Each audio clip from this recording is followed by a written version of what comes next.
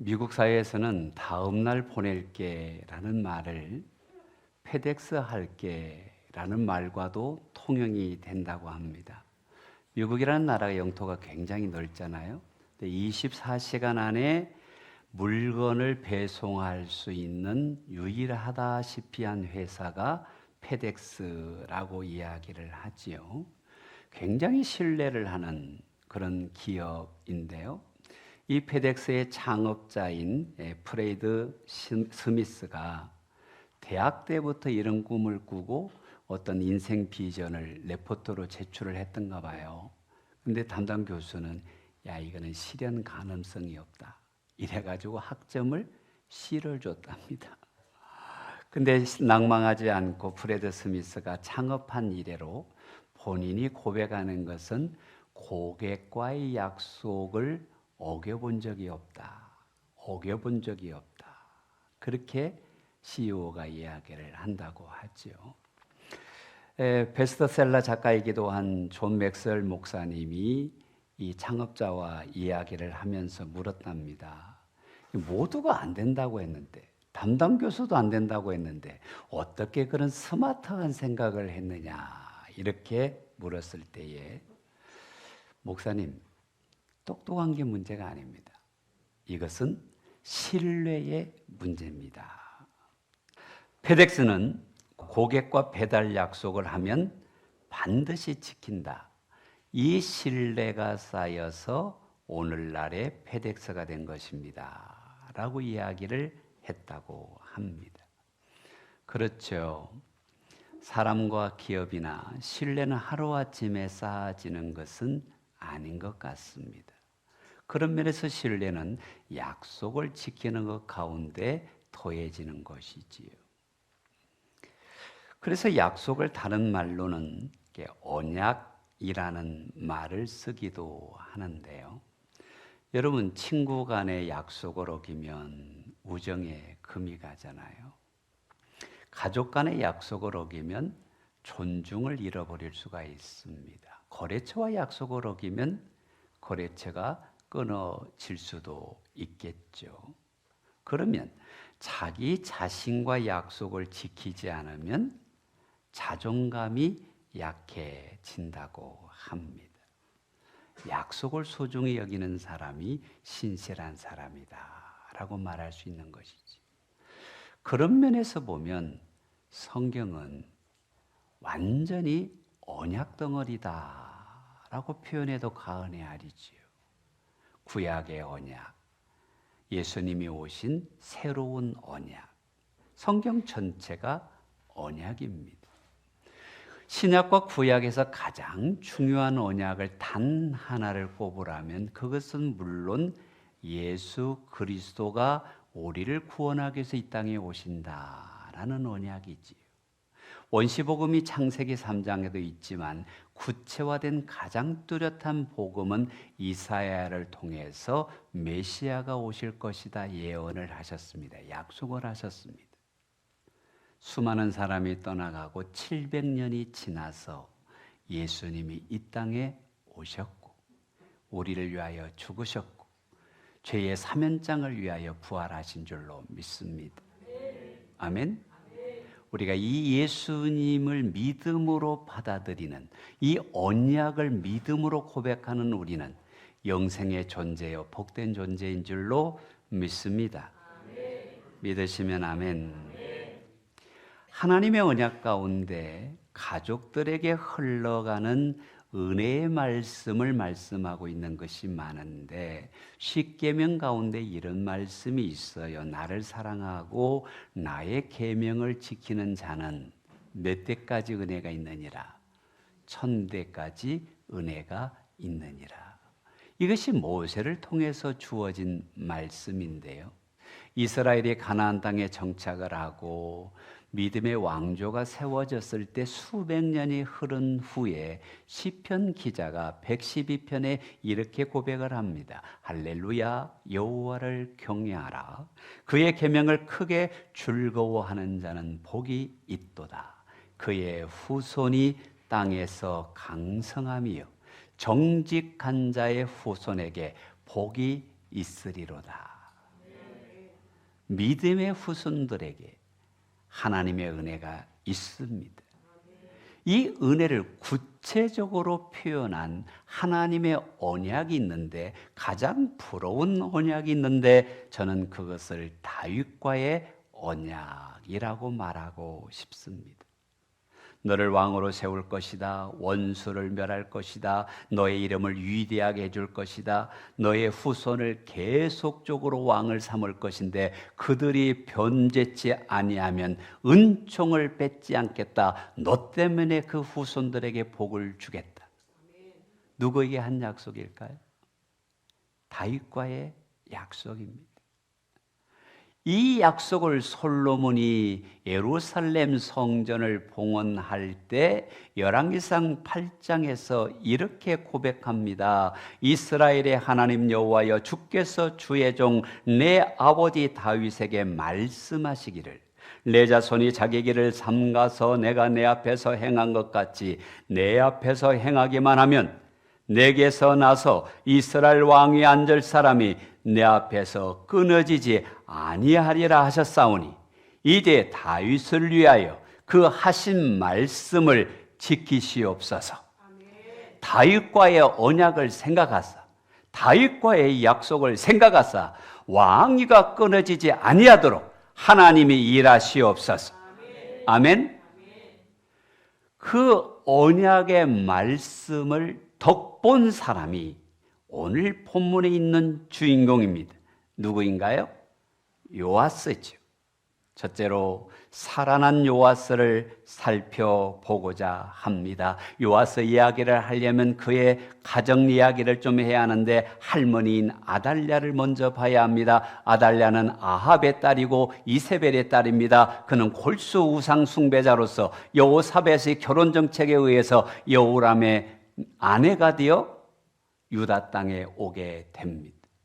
여호람은 그 아내 때문에 하나님을 떠난 자가 되고 아하시아가 단명을 하게 됩니다. 이 아달랴가 큰 욕심을 내는데 그 욕심의 뿌리는 아달랴의 할아버지 오므리입니다. 오므리 왕조. 북왕국의 오므리 왕은 그가 여호사밧의 길로 간 악한 왕이었습니다. 아버지 아합도 악한 왕이었습니다. 그 악한 것을 보고 자랐던 아달랴는 다윗의 씨를 다 멸하고 자기가 왕이 되고자 합니다. 근데 그 다윗의 씨가 누구냐면 아하시아의 아들들입니다. 자기 아들의 아들이면 손자입니다. 여러분, 어떤 할머니가 친손자를 죽일 만큼 악할까요? 그런데 우상을 숭배했던 아달랴의 마음속에는 하나님의 계명도 자손에 대한 아까움도 없이 그들을 모두 죽였습니다. 그런데 신기한 것은 아달랴에 의해서 계획적으로 다윗의 왕조의 씨가 말라갈 때에 한 아이 요아스가 한 살배기였습니다. 그의 유무와 함께 생명의 건짐을 받습니다. 그것이 오늘 본문에 있는 1절과 2절에 있는 말씀이지요. 누굽니까? 아하시아의 누이인 여호세바가 공주입니다. 조카의 생명을 유모와 함께 건져서 피하게 만듭니다. 다시 말하면 다윗의 후손 가운데 유일하게 생명을 건진 자가 요아스입니다. 근데 만약 아달랴의 계획대로 이 요아스마저 죽었다면 하나님의 언약은 끊기게 됩니다. 너의 후손이 범죄하지 않는 한 영원히 이어지게 하겠다는 그 말씀, 하나님의 섭리가 있는데 그 하나님의 섭리가 끊어지지 않도록 요아스를 살리시고 요아스를 보존하시고 요아스와 함께 계신 분이 우리 하나님이십니다. 하나님은 말씀하신 바를 반드시 이루십니다. 그런 신실하신 하나님이십니다. 아무리 악한 자가 역사한다 할지라도 그 하신 말씀을 이루기 위하여, 약속을 지키기 위하여 살아계신 하나님이 요아스를 보호하셨다. 이런 하나님의 성품을 민수기 23장에서 잘 설명하고 있습니다. 하나님은 사람이 아니시니 거짓말을 하지 않으시고 인생이 아니시니 후회가 없으시도다. 어찌 그 말씀하신 바를 행하지 않으시며 하신 말씀을 실행하지 않으시랴. 말씀하시면 이루시는 하나님, 거짓이 없으신 하나님, 신실하신 하나님, 다윗을 생각하사 요아스를 보존하신 하나님, 그분이 우리의 하나님인 줄로 믿고 고백하십시다. 두 번째로는 은혜의 통로가 있다라는 사실입니다. 요아스가 하나님의 은혜로, 하나님의 섭리로, 하나님의 신실하심을 이루기 위해서 생명을 건졌는데, 그 건지는 가정 속에 은혜가 흘러가는 통로가 있다라는 것입니다. 그 제일 먼저가 누구냐면 고모입니다. 여호세바입니다. 아시아의 누이입니다. 그는 공주입니다. 여러분, 그가 생명을 피난시켜서 성전에 머물게 함으로 이 요아스의 생명을 건지고 있는 것을 보게 되는 것입니다. 그런데 재미있는 것은 요아스를 건졌지만 어디에 숨기겠습니까? 제가 볼 때는 제일 안전한 곳이 성전입니다. 아달랴가 성전에 들어갈 일은 없어. 우상 숭배자가 하나님을 예배하는 곳에 가지 않아. 그리고 가장 안전한 곳이 어디입니까? 성전입니다. 근데 여러분, 그 성전을 생각해 보세요. 이 성전을 계획하고 성전을 소망하고 성전을 준비하고 솔로몬이 성전을 지을 수 있도록 다 준비한 사람이 누굽니까? 다윗입니다. 여러분, 믿음의 씨앗은 반드시 열매를 맺습니다. 100배로 열매를 맺습니다. 자손이 거둘 때까지 열매를 맺습니다. 여러분, 다윗이 그 많은 열정과 그 많은 물질을 들였을 때 헛된 것이 아니라 이미 하나님의 영광이 가득했고 하나님이 받으셨고, 그 다윗의 헌신 때문에, 다윗의 믿음 때문에, 다윗의 그 약속 때문에 요아스가 성전에서 살아났지요. 사랑하는 성도 여러분, 하나님을 가까이 하는 것이 복입니다. 주의 성전에서 흘러나오는 은혜의 샘물을 마시는 것이 은혜입니다. 갈급한 발목이 아니라 은혜의 강가에 헤엄치며 하나님의 은혜의 생수가 흘러넘치는 우리 백향목 성도들이 됩시다. 그래서 시편 기자가 고백하는 말이 있습니다. 42편을 보면 하나님이여, 사슴이 시냇물을 찾기에 갈급함같이 내 영혼이 주를 찾기에 갈급합니다. 여러분, 주님을 바라보세요. 주님을 낭망하세요. 주님을 찾으세요. 주님이 영혼의 샘물입니다. 주님이 영혼의 보호처입니다. 주님이 우리의 산성이 되십니다. 할렐루야. 하나님을 멀리하지 마세요. 그리하면 인생의 동토가 찾아옵니다. 하나님을 가까이 하세요. 인생의 봄이 열립니다. 영혼의 봄이 열립니다. 내 영혼이 목마르지 아니합니다. 여호세바 공주가 고모죠. 이 요아스를 성전에 감춘다라는 것은 또 다른 이유가 있기 때문입니다. 그것이 무엇입니까? 여호세바의 남편이 여호야다입니다. 이름이 좀 복잡하죠. 여호세바, 여호야다. 그냥 백승기, 백현호 하면 더 잘 알아들을 텐데, 그렇지요? 근데 여호야다가 뭘까요? 직업이 뭘까요? 제사장입니다. 그 성전에서 하나님께 영광 돌리고 성전을 관리하고 성전에서 하나님의 은혜가 흘러가도록 돕는 자가 여러분 여호야다였습니다. 역대하 22장을 한번 보세요. 이름이 좀 다르게 표기되었지만 왕의 딸 여호사보아시 아하시아의 아들 요아스를 왕자들이 죽임을 당하는 중에서 몰래 빼내어 그와 그의 유모를 침실에 숨겨 아달랴를 피하게 하였으므로 아달랴가 그를 죽이지 못하였더라. 여호사보아스는 여호람 왕의 딸이요 아하시아의 누이요 제사장 여호야다의 아내였더라. 성전이 있었기에 보호받았고, 고모가 있었기에 보호받았고, 제사장이 있었기에 보호받았던 것을 기억하시기를 바랍니다. 아, 이것이 은혜의 통로이구나. 여러분, 그런데 고모의 역할이 큰 것 같지만 여호야다가 하나님의 말씀을 기억합니다. 유다의 왕국은 다윗의 후손이 왕이 되어야 한다. 6년간 고이 이 요아스를 보호하고 잘 양육을 하고 조직을 정비하고 사람들을 모아서 마침내 6년 후에 믿음의 사람들이 일어납니다. 아달랴는 우상을 숭배하는 자들, 하나님이 세운 자가 아니다. 하나님을 사랑하는 자들이여, 하나님의 약속을 믿는 자들이여, 일어나라, 함께 가자. 우리가 다시 다윗의 왕조를 회복하자. 그래서 요아스를 7살에 왕으로 세웁니다. 제사장이 있었기 때문입니다. 근데 여러분, 신기하지 않습니까? 6년 동안 왕궁과 성전이 그렇게 먼 곳이 아닙니다. 근데 이 비밀이 유지가 됐어요. 사람들이 입이 얼마나 가볍습니까? 그죠? 야, 이거 너만 알아야 돼? 그럼 똑같이 야, 이거 너만 알아야 된다라고 말하더라. 이게 사람인데 왜 요아스가 고모를 통해서, 고모부를 통해서, 제사장을 통해서, 성전을 통해서 그의 생명이 보존될 수 있었을까요? 저는 하나님이 하셨다. 하나님이 살리셨다. 할렐루야. 왜요? 다윗과의 언약을 지키시기 위하여.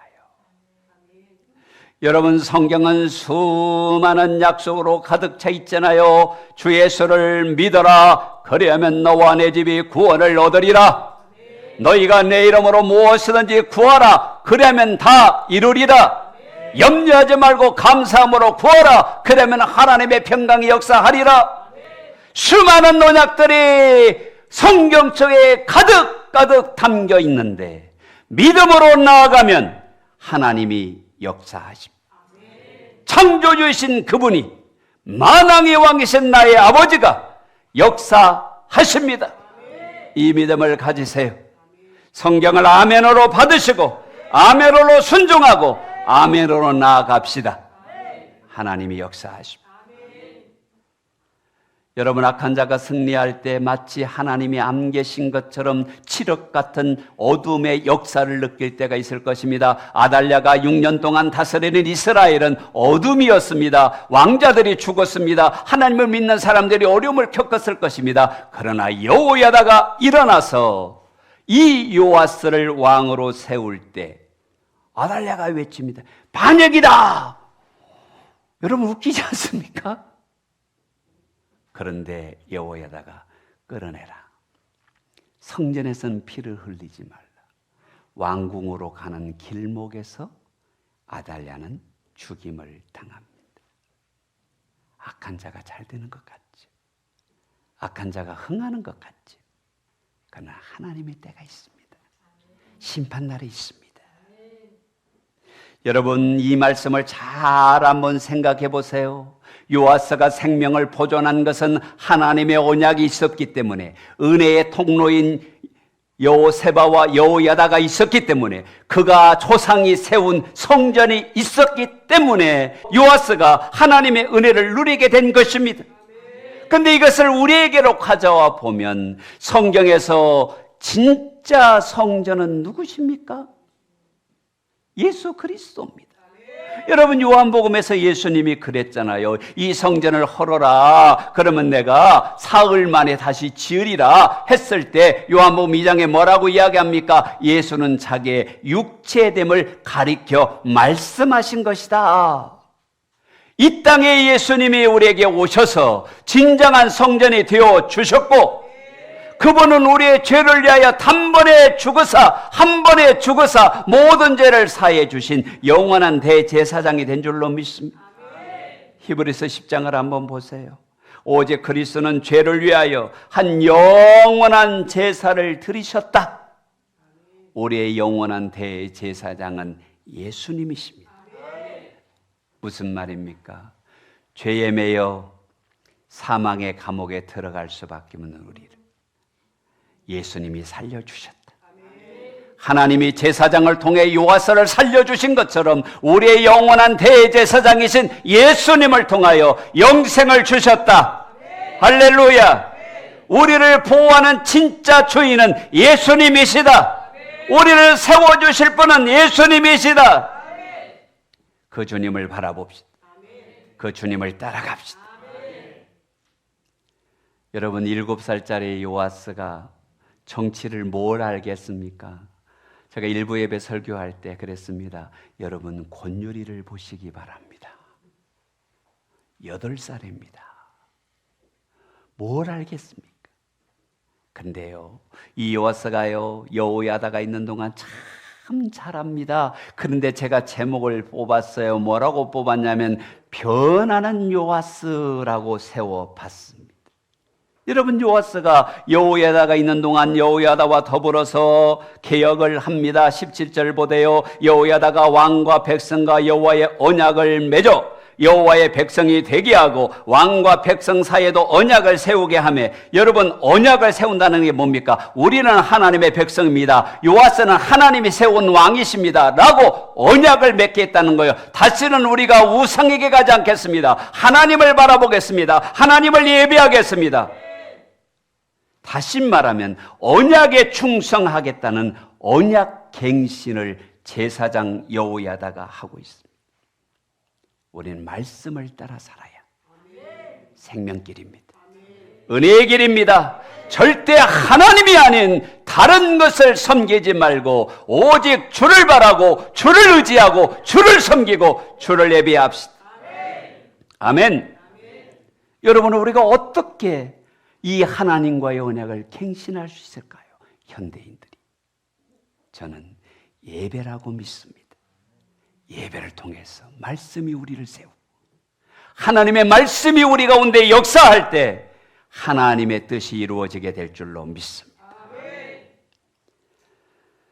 우리는 하나님의 언약이 신실하심을 믿는다면 우리도 하나님의 말씀에 따라가는, 약속을 잘 지키는 신실한 신앙인이 됩시다.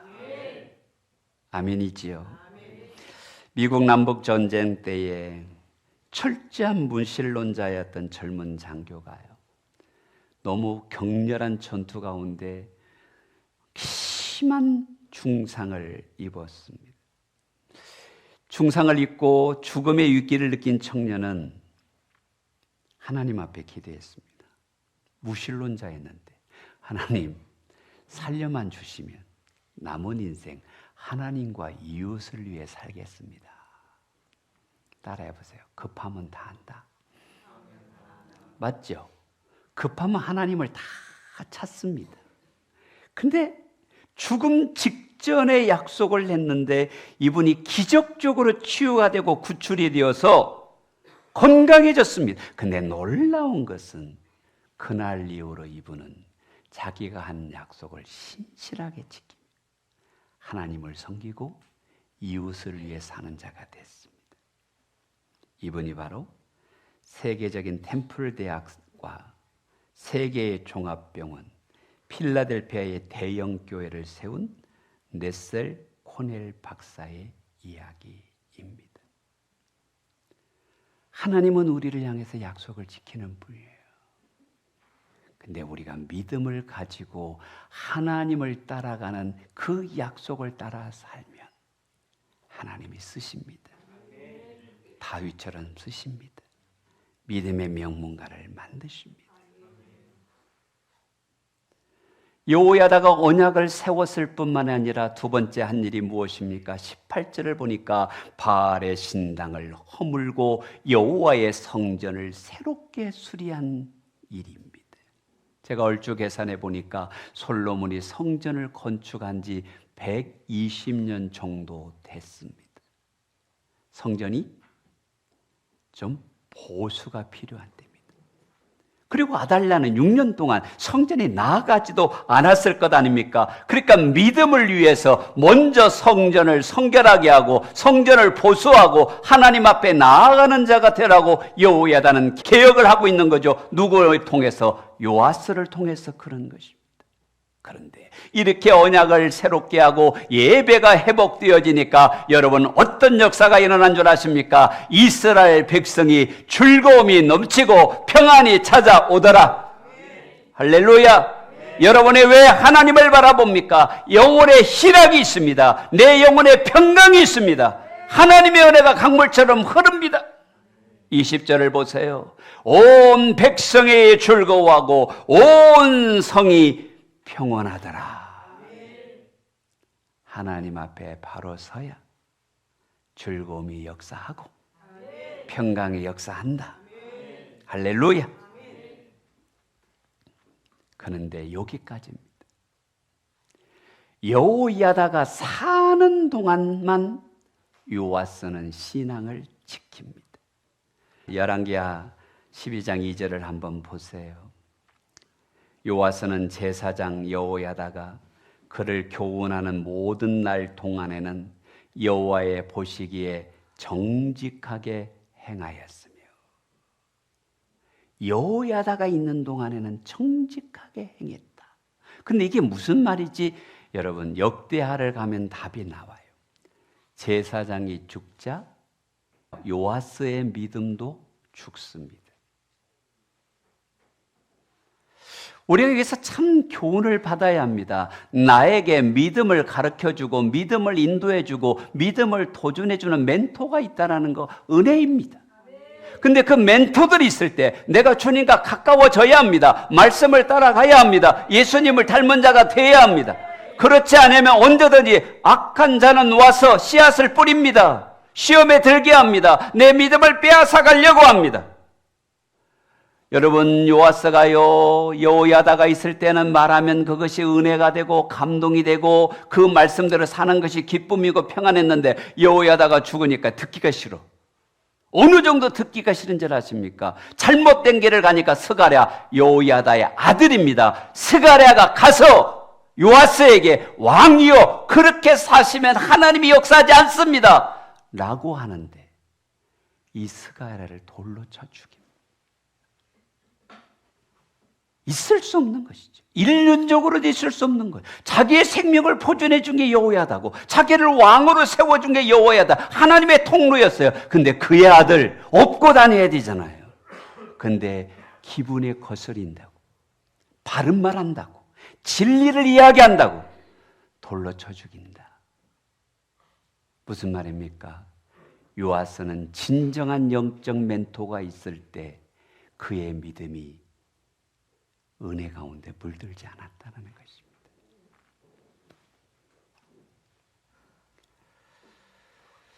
역대하 24장 14절을 보세요.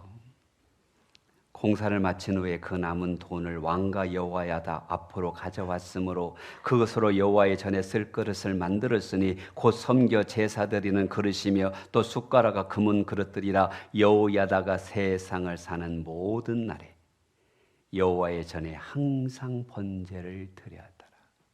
무슨 말입니까? 여호야다가 죽은 뒤에는 번제가